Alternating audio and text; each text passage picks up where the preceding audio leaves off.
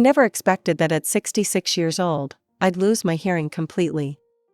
But that's exactly what happened to me 4 months ago after getting a really bad infection. I'm Nina, and this whole mess started when I woke up one morning in the hospital, unable to hear a single thing. It wasn't like I had a lot of people to talk to anyway.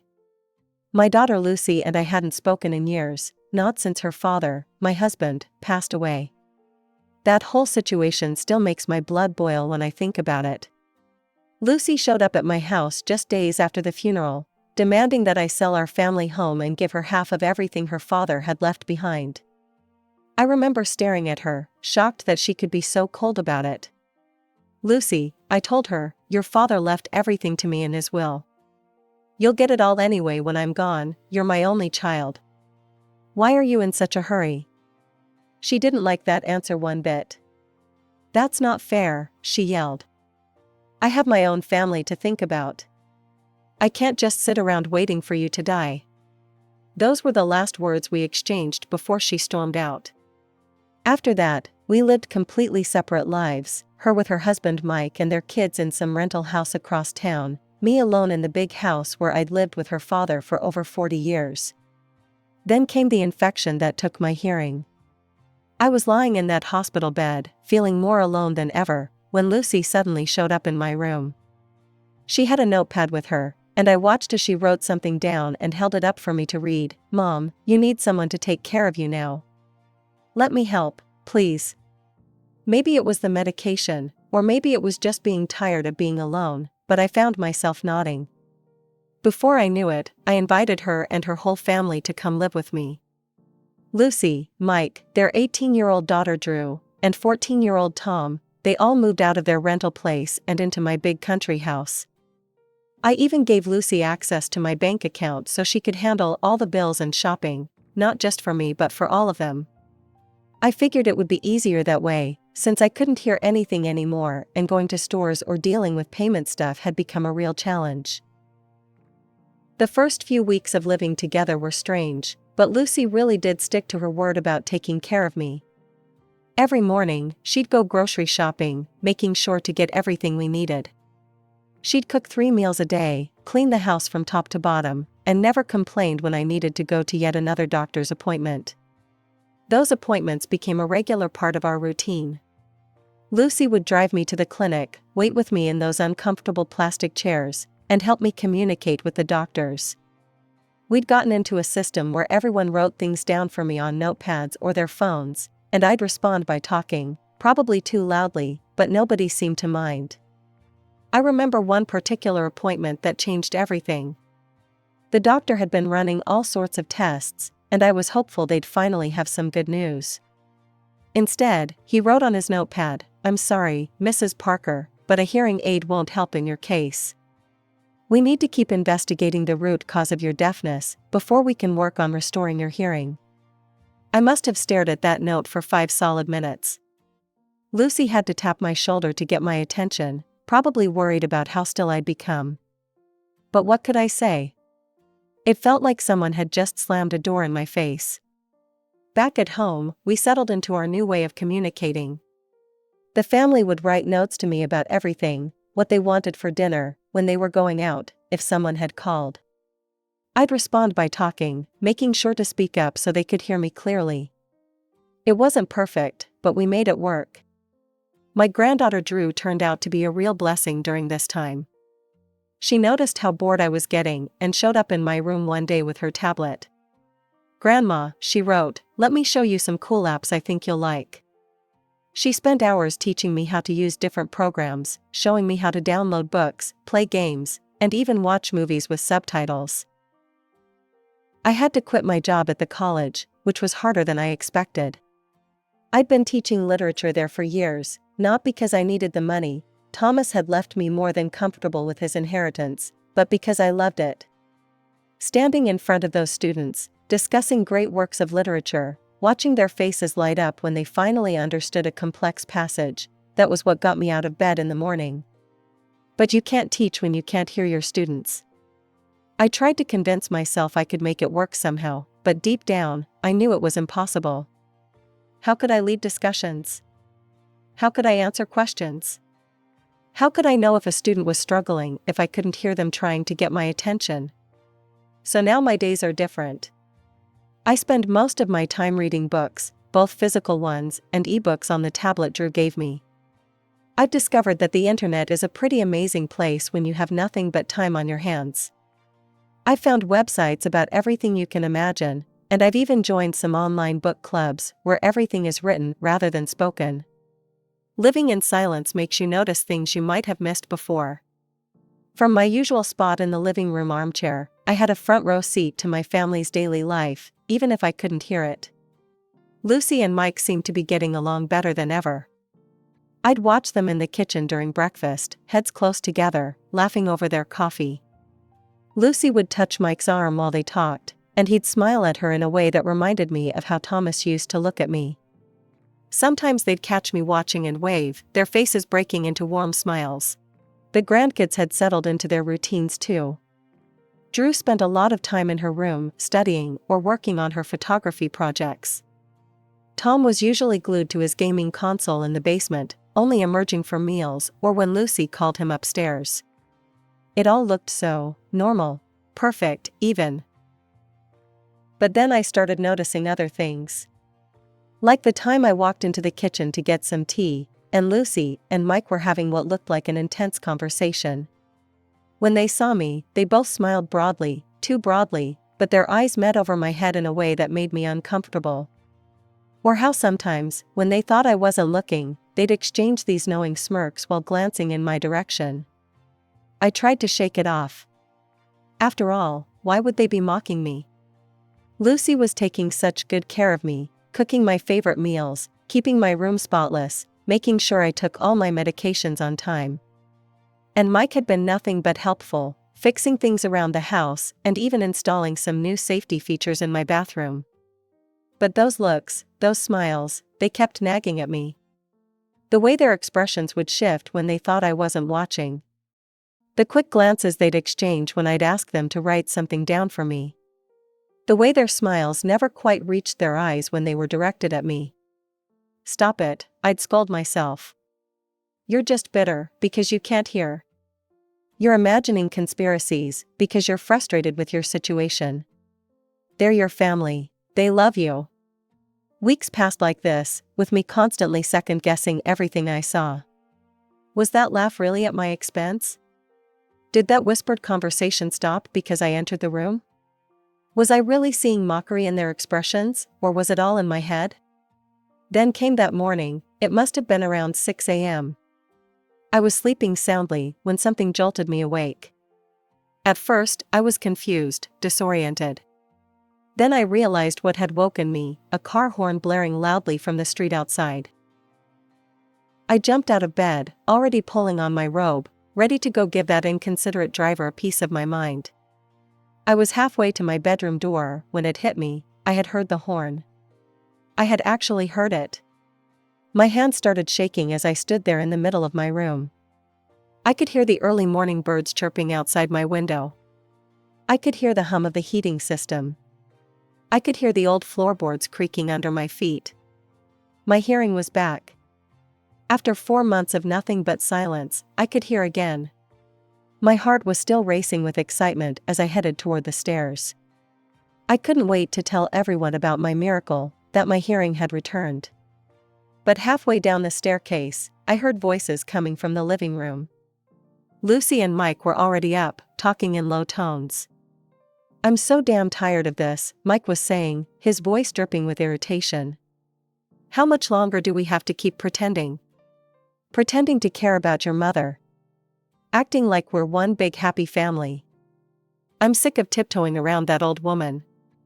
When is she finally going to die?" I froze on the stairs, my hand gripping the railing so hard my knuckles turned white. But what came next was even worse. "Just be patient," Lucy replied, and I could hear the smile in her voice.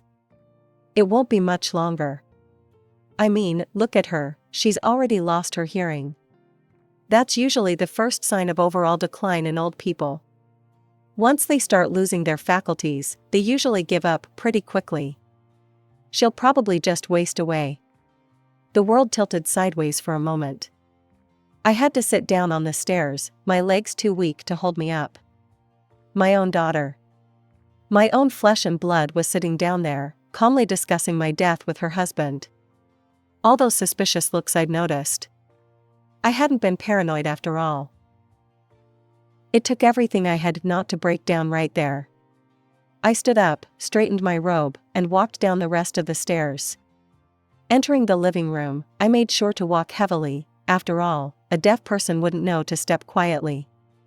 I smiled broadly at them and practically shouted, just as I had been doing for the past 4 months, "Good morning. It's such a beautiful day." They jumped a little at my entrance, but quickly recovered. Lucy gave me that sweet, fake smile I now recognized all too well, while Mike nodded enthusiastically. God, how had I not seen through this performance before? That afternoon, I dug out my old phone from the drawer and figured out how to use it as a voice recorder. I wasn't sure what I would do with the recordings yet, but I knew I needed evidence. Every morning after that, I'd slip the phone into the pocket of my house dress and let it record everything. The things I heard over the next few days made me sick to my stomach. It wasn't just Lucy and Mike, even my grandson Tom was in on it. He'd come home from school, look right at me sitting in my chair, and ask loudly, "Hey, is the deaf old lady still alive?" Lucy and Mike would laugh like it was the funniest joke they'd ever heard. "Yes, son," Mike would say, chuckling. "Unfortunately, she's still kicking."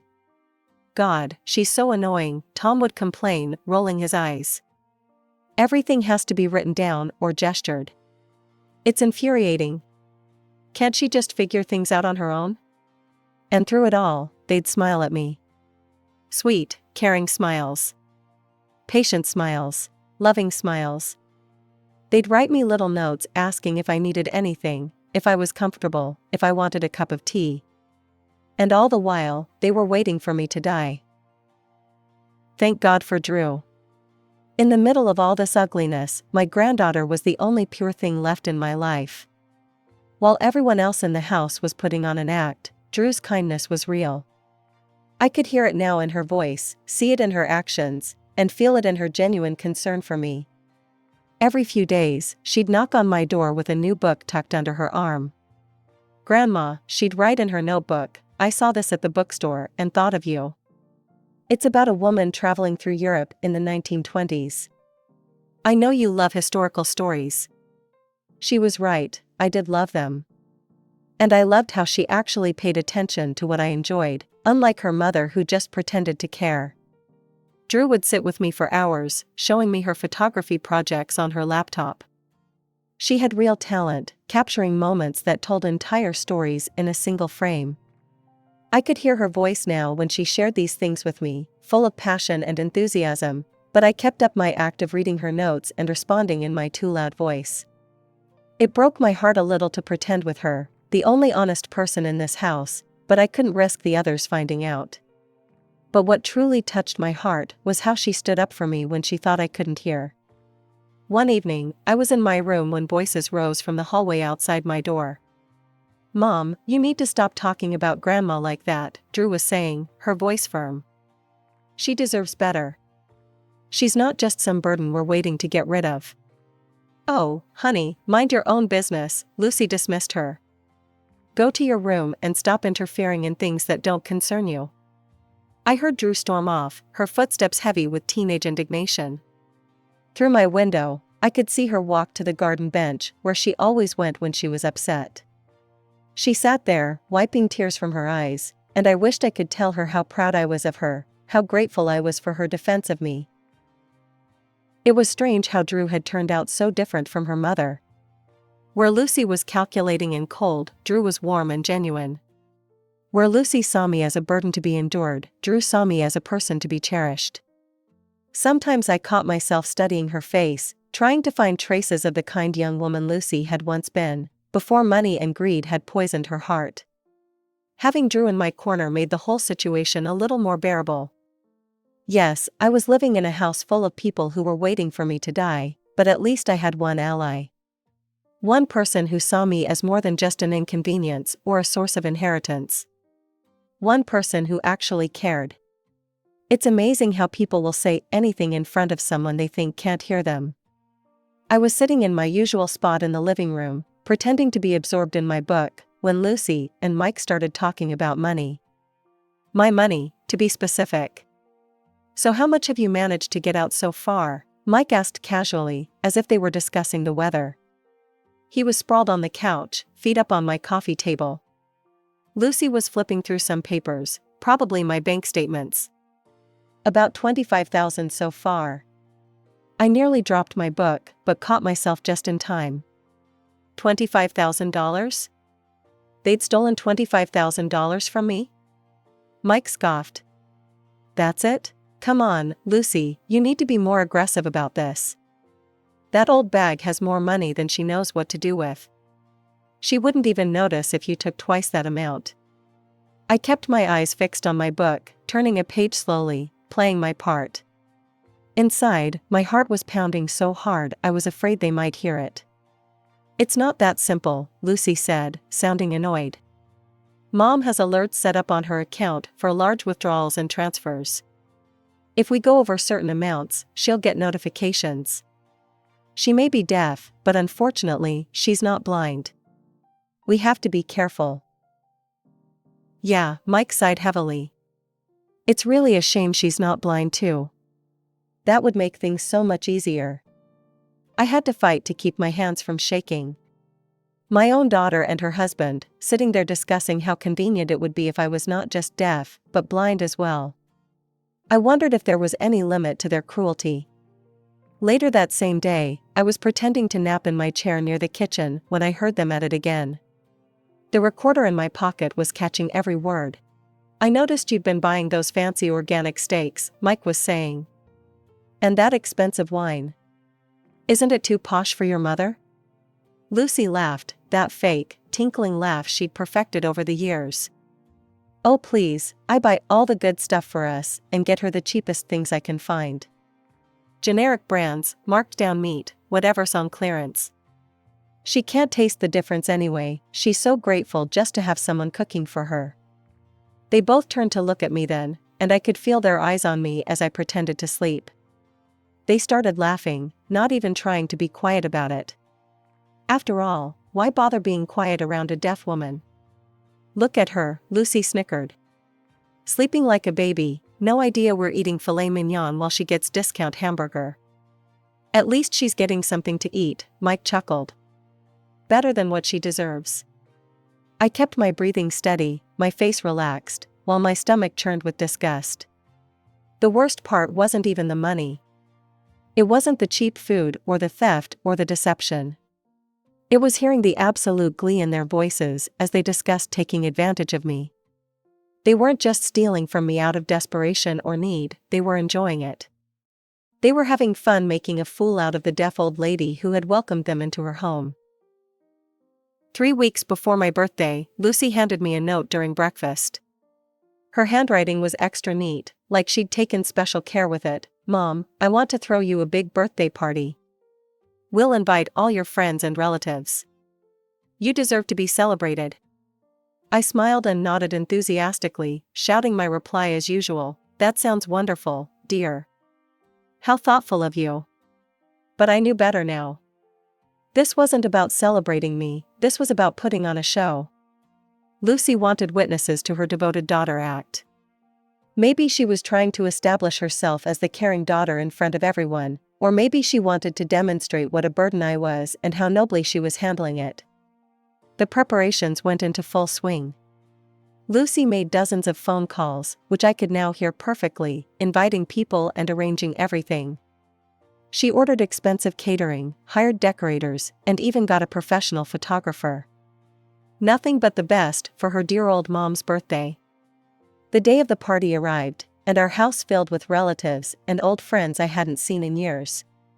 Some of them looked uncomfortable writing notes to communicate with me, but they made the effort.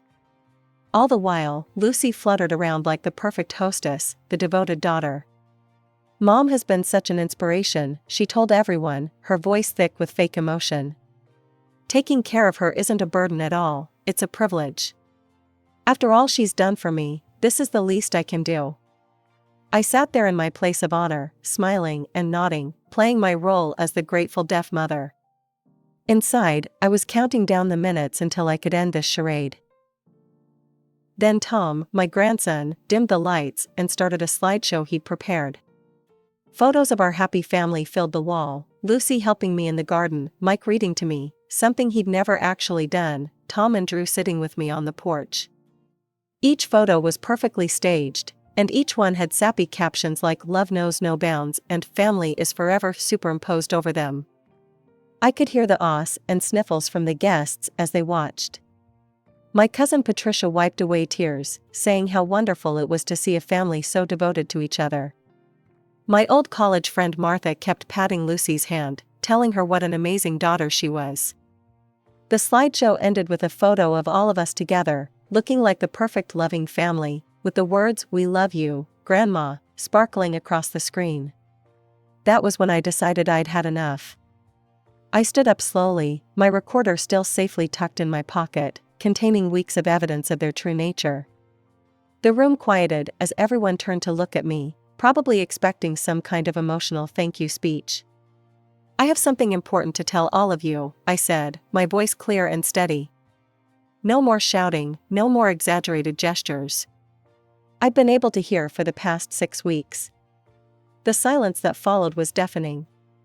Lucy's face turned the color of sour milk. Mike looked like he'd been punched in the gut. Tom froze with his hand still on the laptop, his mouth hanging open. Before anyone could recover from my announcement, I reached into my pocket and pulled out my phone. "And I have proof of everything," I said, pressing play. The room filled with Lucy's voice. "It won't be much longer. That old woman will give up soon enough." "Then Mike, how much have you taken so far?" 25,000? "That's nothing, take more."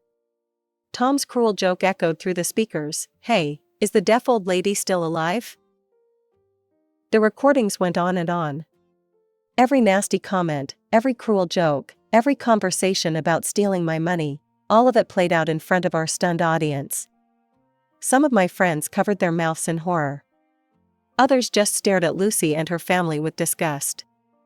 I turned to my cousin Robert, who'd been a lawyer for 30 years.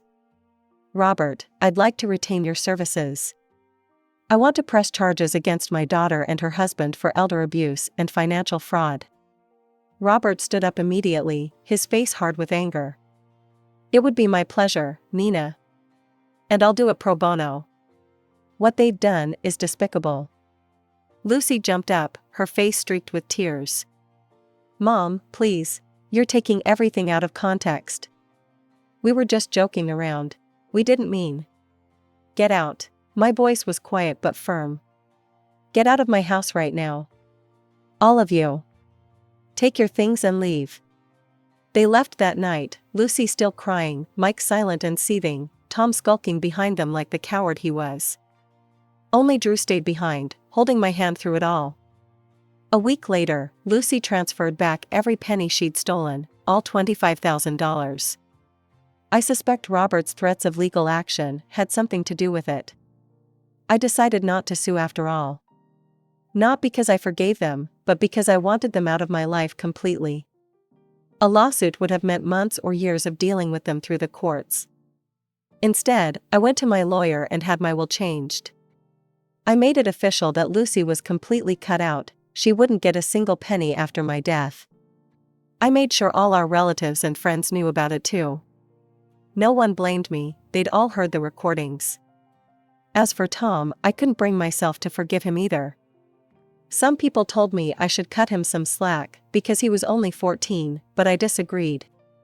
14 is old enough to know right from wrong. 14 is old enough to understand that wishing death on your grandmother isn't a joke. Some of the things he said about me were worse than what came out of the adults' mouths. But Drew, my sweet Drew, turned out to be my saving grace. When she got accepted to Berkeley, I paid her tuition in full. She moved into the dorms, far away from her toxic parents, and she comes to visit me every weekend she can. We spend hours talking about her photography projects, her classes, her dreams for the future. Yesterday, I finalized my new will. Everything I own, the house, the savings, all of it, will go to Drew when I'm gone. She's the only one who showed me real love, the only one who defended me even when she thought I couldn't hear her. She's the one who deserves it. You know, it's funny. Lucy spent years scheming to get her hands on my money, and all she had to do was be a decent human being. If she'd shown me just a fraction of the genuine love that Drew did, she would have inherited everything anyway. I may have lost a daughter, but I gained something more valuable, the truth.